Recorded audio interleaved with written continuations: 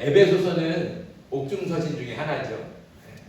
사도행전에 보면 바울이 이제 로마에 가서 구금되는 것으로 가택연금을 당하는 것으로 말씀이 이렇게 끝나잖아요. 이것을 바울의 1차 로마 1차 투옥이라고 합니다. 바울이 로마 감옥에 몇 번 갇혔는지는 뭐 여러 말들이 많이 있지만 대부분의 신학자들은 로마에 2번 갇혔다. 로마에서 2번 감옥에 갇혔다. 이렇게 얘기합니다. 그러니까 2차 투옥까지 있는 거죠. 그래서 1차는 아까 말씀드린 대로 3차 전도 여행을 끝내고 예루살렘에 가죠. 다 만류하는데 다 만류하고 가면은 예루살렘에 가면 붙잡혀가고 끌려가고 고난당할 텐데 다 못 가게 하는데 그래도 어떻게 해요? 바울은 내가 주를 위해 가는 것이다. 주를 위해 가는. 그래서 예루살렘으로 갑니다. 가서 그리고 그 예언대로 정말 붙들려서 재판을 받죠. 그때 이 바울이 황제, 로마 황제에게 항소를 하잖아요. 그래서 로마로 후손까지 되면서 로마로 배 타고 가다가 파손까지 당하고 그 고난 속에서 또 로마에 가고 그래서 로마에 갔을 때 감옥에 갇히는 겁니다. 근데 여기서는 감옥은 아니에요. 우리가 생각하는 뭐 지하에 철장이 있고 이런 감옥이 아니고 바울이 사비를 들여서 집을 마련하고 거기 가택에 연금되는 거예요. 그래서 로마 군병들이 밖에서 지키되 밖으로 나올 수는 없지만 찾아오는 사람 마음대로 만날 수 있고 또 뭐 식사나 이런 것들 누가 보살펴 주는 것대로 잘 할 수 있고 그래서 이제 감옥은 아니지만 가택 연금을 대고 있다. 이게 이제 로마의 1차 투옥입니다. 그리고 이제 한 2년 정도 후에 이제 풀려나게 되는데 이 첫 번째 감옥에 갇힐 때가 AD 61년경이거든요. AD 61년경. 그리고 이제 한 2-3년 뒤에 그래서 감옥에서 가택 연금에서 풀려나게 됩니다. 아마 재판을 로마 황제 앞에서 재판을 받지 않은 것 같아요. 그래서 풀려나게 되고 그리고 나와서 바울이 뭐 어디 딴 데 간 게 아니라 원래 로마에 도착하면 로마 교회를 통해서 가고 싶었던 데가 있잖아요. 땅끝까지 가고 싶은 게 소망이잖아요. 그 땅끝이 어디라고 했습니까? 스페인. 스페인이 당시에 땅끝이라고 다 생각을 했어요. 스페인. 그 스페인을 성경에서는 뭐라 불러요? 서바나라고 부르는 겁니다. 그래서 이제 서바나에 아마 갔을 것이고 그리고 주변에 자기가 이제 전도했던 그리고 개척했던 교회들을 돌아보면서 디모데와 또 디도와 이렇게 이제 교역자들을 다 세우게 됩니다. 그게 이제 4차 전도 여행인데 그렇게 이제 전도를 하다가 이제 AD 66년 혹은 68년 병에 다시 로마에서 붙잡히게 됩니다. 이때가 바로 네로 황제. 네로 황제가 AD 64년에 로마에 불이 나잖아요, 그렇죠? 로마에 불이 납니다. 뭐 한 가지에 의하면 이제 로마 황제가 이제 불을 질렀다, 네로가 불을 질렀다 그러는데 이게 바로 소문이에요. 로마에 불이 나서 로마의 그 한 구역이 전체가 완전히 다 불타거든요. 많이 죽고. 근데 사람들이 다 이 네로 황제가 불을 냈다는 거예요. 이 나쁜 소문이 그러니까 이 나쁜 소문을 잠재우기 위해서 네로가 한 일이 뭐냐면 그 불을 낸 사람들이 기독교인들. 그 네로 황제가 그래서 기독교인을 박해하기 시작한 거예요. 그래서 기독교인들 다 잡아다가 사형시키고 그리고 원형 경기장에서 사자방 만들고 그렇게 하면서 이 로마의 화제를 이렇게 은근히 덮어버린 겁니다. 그래서 네로 박해가 아주 극심한 말이에요. 이제 로마의 대박해가 있는데 그 첫 번째가 바로 네로 박해거든요. 그게 AD 64년부터 시작이 됩니다. 그러니까 바울은 이 박해가 있기 직전에 그 감옥에서 연금에서 풀려나서 전도 여행을 하다가 그 박해가 막 무르익을 때 AD 68년에 이 네로가 죽거든요. 자살해서 죽어요, 결국에. 근데 이 죽기 전까지 박해가 엄청 심했는데 그때 붙잡힌 거예요. 66년이나 68년 그 사이에. 그래서 바울도 그때 붙잡혀서 처형을 하게 됩니다. 이때 로마에서 붙잡히는 게 감옥에 gat히는 게 바로 2차 투옥이 되는 거예요. 이때는 진짜 감옥이에요. 지하에 있는 철장에 차가운 바닥에 거기 아무도 없고 또 도와주는 사람도 있을 수 없고 그런 감옥에 갇히게 됩니다. 그때 쓴 편지가 디모데후서예요. 이 디모데후서는 아주 유서 같은 마지막 자기의 유서 같은 편지죠. 근데 이제 디모데후서는 옥중서신에 들어가지 않고 대신 디모데의 목회 활동에 대해서 권면하고 또 이렇게 격려하는 그런 편지다 보니까 목회 서신에 들어갑니다. 목회서신은 디모데 전서와 후서 그리고 디도서 이 세 개가 목회서신에 들어가죠. 우리가 일반적으로 부르는 옥중서신은 에베소서, 빌립보서, 골로새서, 빌레몬서 이렇게 네 개를 옥중서신이다 얘기하는데 이 네 개의 편지는 다 바울이 1차 로마에 투옥됐을 때 그 가택연금 당했을 때 이 네 개의 편지를 다 썼을 것이다 이렇게 이제 학자들이 얘기하고 있습니다. 자, 오늘 에베소서 그래서 이제 옥중서신의 하나다 이렇게 기억하시면 되고요. 에베소서는 이름이 에베소서니까 우리가 알아야 될 게 있죠. 에베소에 대해서 알아야 됩니다.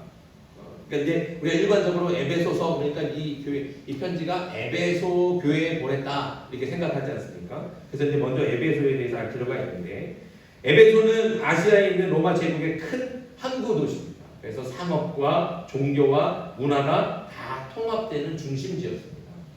남쪽에는 밀레도, 북쪽에는 서머나를 끼고 있는 국제 도시. 그래서 이 도시가 무려 BC 11세기에 지어진 도시예요. 굉장히 오래된 도시거든요.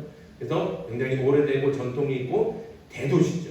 또한 이곳은 아주 거대한 항구로서 아시아 무역 항로의 종착지 같은 거예요. 그래서 로마에서 출발한 모든 배들이 거의 모든 배가 이 에베소에 들어가서 정박했다고 이야기들 합니다.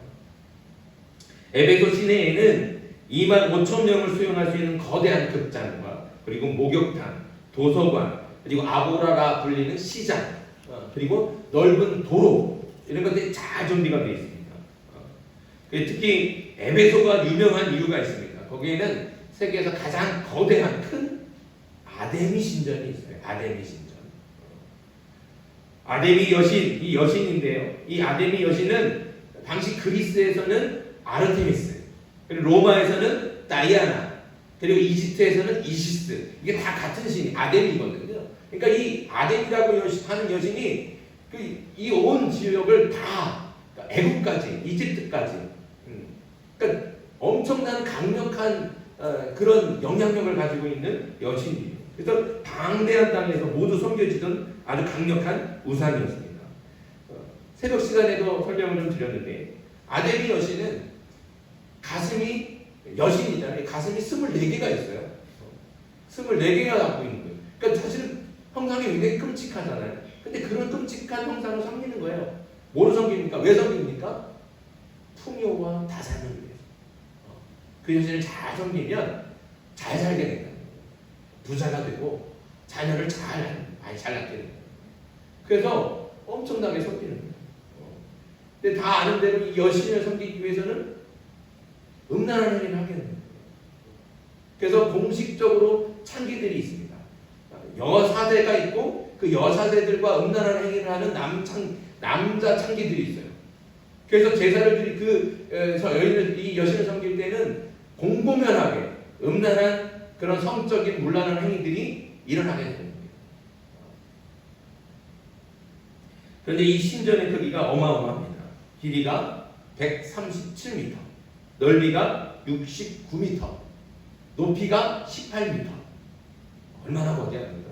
그리고 기둥의 숫자만 127개나 된다고. 그러니까 아테네에 가면 파르테논 신전이 있는데 그 기둥의 높이가 이 파르테논 신전의 이 아데미 신전의 높이가 2배나 되는 거예요. 넓이는 4배가 되고. 그러니까 어마어마하죠. 물론 지금은 이게 남아있지는 않습니다. 기둥이 하나 남아있다고 그래요. 하나 남아있어요. 근데 터들을 다 연구해 보니까 그게 엄청난 크기라는 거죠. 그래서 지금도 이집트의 피라미드와 함께 세계 7대 불가사의 중에 하나라고 합니다. 이 에베소에 있는 아데미 신전. 그만큼 거대. 어떻게 이렇게 그때 거대한 이런 아데미 신전을 지었을까? 불가사에 가다는 거죠. 이렇게 아데미 신전의 크기만 봐도 에베소의 우상 숭배가 얼마나 강력하고 또 음란한 문화가 성행했는지 알 수 있습니다. 이렇게 우상과 음란한 문화가 가득한 곳에 바울이 무려 3년 가까이 머물면서 정말 심혈을 기울여서 말씀을 전하고 복음을 증거했던 거예요. 처음에는 회당에 가서 유대인들이 모이는 회당에 가서 전하고 나중에는 두란노 서원이라고 하는 학교 같은 곳이죠. 강론하고 말씀을 가르치는 곳. 그 두란노 서원에서 2년 가까이 말씀을 전하는 겁니다. 그래서 그렇게 말씀을 증거하면서 에베소를 아시아 전도의 중심지로 삼았습니다. 그래서 에베소가 이제 기독교의 중심지가 어디입니까? 예루살렘. 그리고 선교의 중심지가 어디예요? 안디옥 교회잖아요. 그리고 제3의 중심지가 바로 여기 에베소예요. 그래서 성지순례를 가는 분들이 에베소를 꼭 가게 됩니다. 자, 그런데 우리가 이제 이 에베소서, 그래서 이제 에베소서는 이름이 에베소가 있으니까 이제 당연히 에베소 교회에 이 편지를 보냈겠다 이렇게 생각하지만 꼭 그렇지만은 않습니다. 실상은 그렇지 않죠. 우리가 이제 바울의 편지 대부분 뭐 고린도전서나 또 여러 빌립보서나 이런 편지들을 보면 그 교회만이 가지고 있는 특별한 문제들이 있어요. 그리고 특별한 상황들이 있죠. 그런 상황들이나 문제들을 해결하기 위해서 바울이 편지를 보내면서 때로는 권면도 하고 칭찬도 하고 격려도 하고 때로는 엄하게 아주 호통도 치고 그리고 무섭게 또 이렇게 가르치잖아요. 그러면서 문제를 해결하기 위해서 그렇게 편지를 쓰는 겁니다. 그래서 편지마다 그 지역과 교회만의 특별한 구체적인 상황들이 자주 언급이 돼요. 그런데 이 에베소서에는 그런 에베소 교회의 특별한 이야기들이 나오지는 않는다는 거죠. 구체적인 상황이나 문제가 기록되지 않습니다. 오히려 에베소서의 내용은 아무나 읽어도 어떤 거리감을 느끼지 않을 만큼 아주 일반적이고 보편적입니다. 한 교회만의 특별한 상황이나 문제가 아니라 모든 교회와 성도가 누구나 읽을 수 있는 보편적인 내용을 담고 있다는 것이죠. 또 우리가 다른 편지들을 보면 그 교회에 인연이 있거나 그런 친구들 그리고 지인들 그렇게 좀 각별한 사람들을 챙기잖아요. 그래서 바울이 누구누구에게 무언하느니 뭐 사랑으로 또 인사하느니 이렇게 얘기하잖아요. 그런데 그런 사람들의 이름이 많이 나오는데 이 에베소에는 그렇게 자기 지인이나 찾아야 될 뭐 인사해야 될 사람들의 이름이 하나도 안 나와요. 하나도 안 나와요.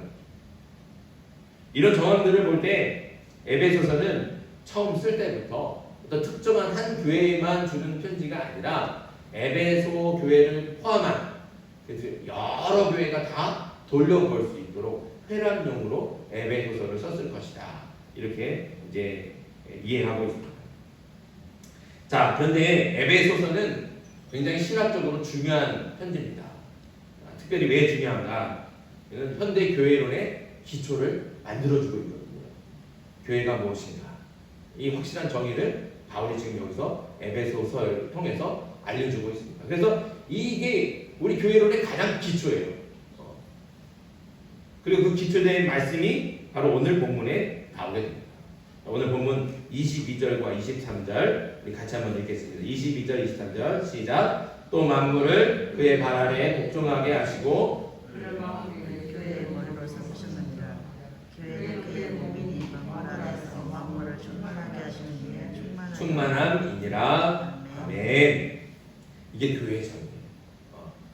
교회는 교회의 머리는 예수님이시고 교회는 예수님의 몸이다. 예수님께서 교회의 머리시고 교회는 예수님의 몸이라 하는 이 말은 교회는 오직 예수님의 뜻만을 따라야 한다는 것이죠. 하나님 예수님의 뜻을 행하기 위해 만들어진 거라는 거예요. 세워진 거라는 것이죠. 우리 몸을 생각해 보세요. 팔이 따로 생각을 하고 다리가 다리 따로 생각을 하고 그럴 수 있습니까? 그래서 배가 고파갖고 다리는 냉장고 앞에 갔는데 나는 배 안 고프니까 냉장고문 안 열기 싫어. 그러면 되겠어요? 그러지 않잖아요. 따로따로 다 생각하지 않아요. 팔과 다리와 눈과 입은 모양도 기능도 다 다르지만 모두 하나같이 오직 머리에서 보내는 뜻과 신호를 따라 움직이게 되어 있습니다. 만약에 머리가 생각하고 신호를 이렇게 보냈는데 몸이 그렇게 움직이지 않는다. 그러면 그 몸에는 분명히 문제가 있는 거예요. 건강하지 않은 거죠.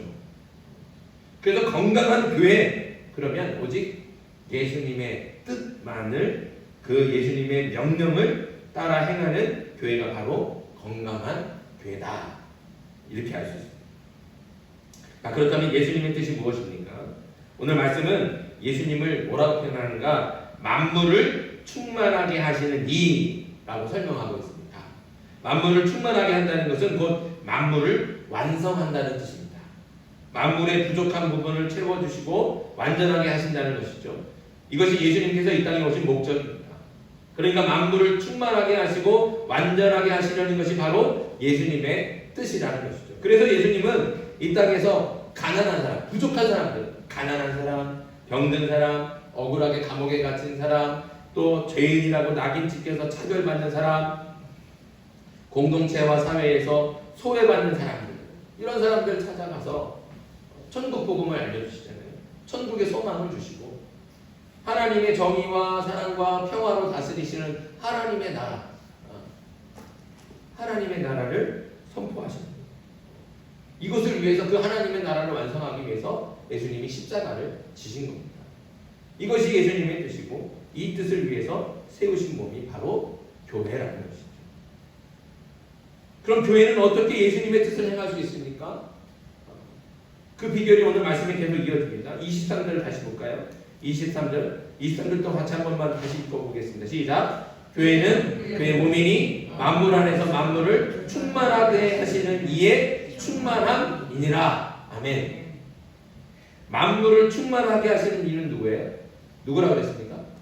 예수님이라는 거죠.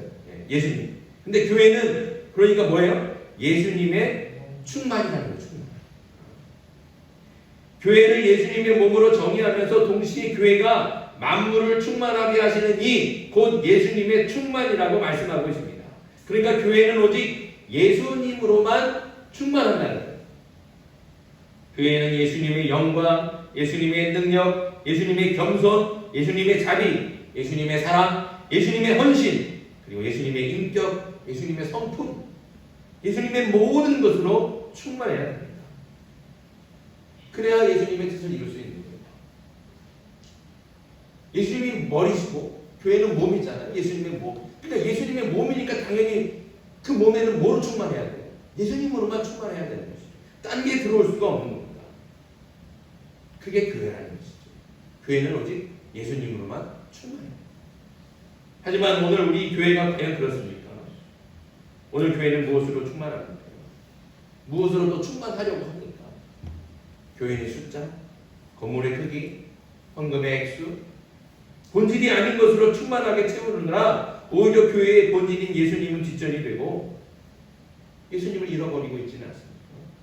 다른 것은 다 충만한데 오히려 예수님은 부족하고 예수님은 메말랐다면 그것은 교회가 생명력을 잃어버린 겁니다. 그래서 오늘날 교회가 건강하지 못하는 거예요. 건강하지 못하니까 세상에 본이 되어야 되는데 본이 되지 못하고 오히려 세상의 비난과 조롱거리로 전락하고 말았습니다. 세상의 지탄의 대상이 되고 있어요.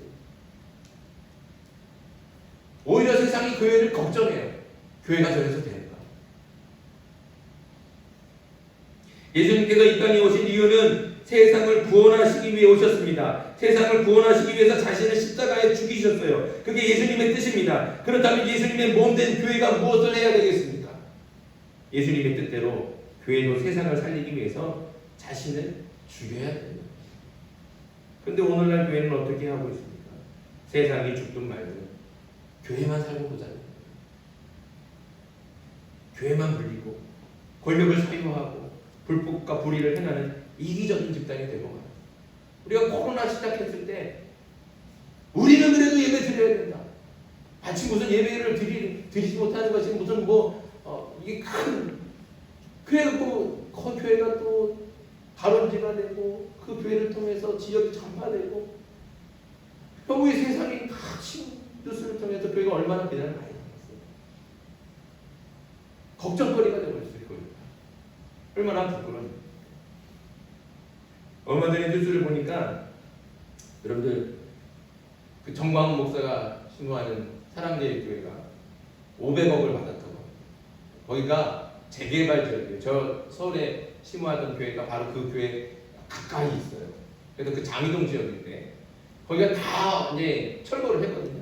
근데 그 교회 하나를 거기 이제 자리 잡고 있어요. 철거를 못해요. 그러니까 봉사를 못해요.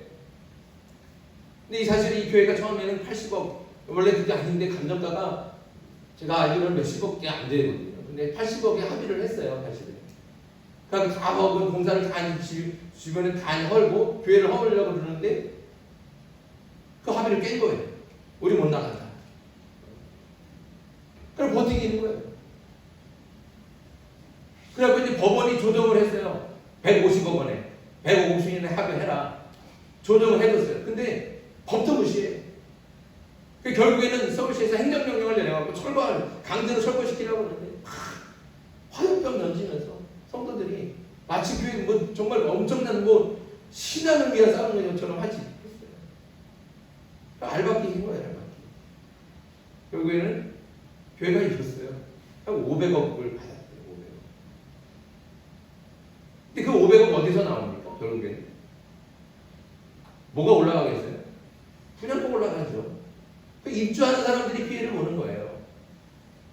교회 살리자고 자기 교회 살겠다고 돈 없는 서민들 그 돈 다 이렇게 끄집어내는 게 바로 교회가 된 거예요. 이게 교회가 맞습니까? 이게 세상을 살리려고 십자가를 지신 예수님의 몸이라고 말할 수 있겠습니까? 너무 창피하고 부끄럽지 않습니까? 우리 검은교회는 그런 교회 되면 안 되겠죠. 우리 검은교회는 그런 교회 아닌 줄 믿습니다. 우리 검은교회는 오직 예수님으로만 충만하길 간절히 소망합니다. 교회의 본질은 예수님의 몸입니다. 예수님의 몸이니 예수님으로만 충만한 것이 당연합니다. 뭐 교회의 색깔이 어떻고 크기가 어떻고 교회에서 밥을 어떻게 해주고 뭐 이런 거는 본질이 아니에요. 본질이 비본질적인 거죠. 이것들에 신경 쓰죠. 교회 본질에 충실해서 예수님의 몸답게 예수님으로만 충만한 교회가 되어야 됩니다. 예수님의 인격과 예수님의 사랑과 예수님의 헌신과 예수님의 겸손과 예수님의 희생과 예수님의 영광 이런 것들이 충만해야죠. 이렇게 예수님으로만 충만한 예수님의 몸된 검은 교회가 되어서 예수님의 뜻을 충실하게 실천할 수 있는 교회가 되길 간절히 바랍니다.